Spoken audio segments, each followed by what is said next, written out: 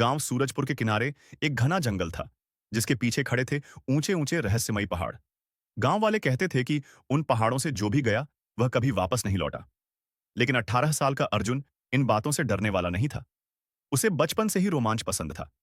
एक रात जब पूरा गांव सो रहा था, अर्जुन ने पहाड़ों की ओर से आती एक अजीब सी नीली रोशनी देखी।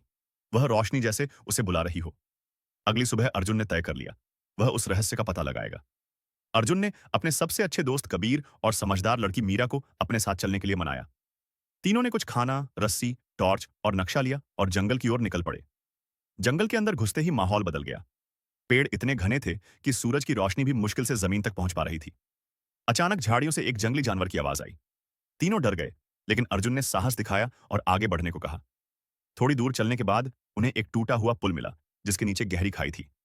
कबीर डर गया, लेकिन मीरा ने रस्सी से पुल को बांधने का सुझाव दिया। बड़ी मुश्किल से तीनों उस पुल को पार कर पाए।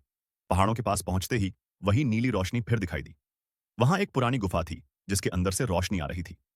गुफा के अंदर जाते ही दीवारों पर बनी अजीब आकृतियां दिखीं, जैसे किसी प्राचीन सभ्यता की कहानी सुना रही हो। अचानक जमीन हिलने लगी और गुफा का रास्ता बंद हो गया। मीरा घबरा गई, लेकिन अर्जुन ने दीवारों पर बने निशानों को ध्यान से देखा। उसने समझ लिया कि ये संकेत रास्ता दिखाने के लिए बने हैं।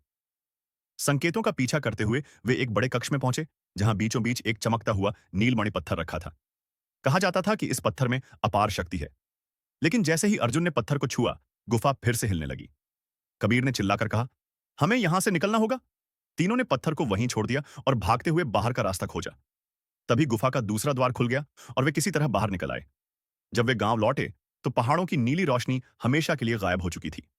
गांव वालों को उनकी बातों पर विश्वास नहीं हुआ, लेकिन अर्जुन, कबीर और मीरा जानते थे कि उन्होंने एक बड़ा रहस्य सुलझा दिया है। उस दिन के बाद से सूरजपुर के पहाड़ शांत हो गए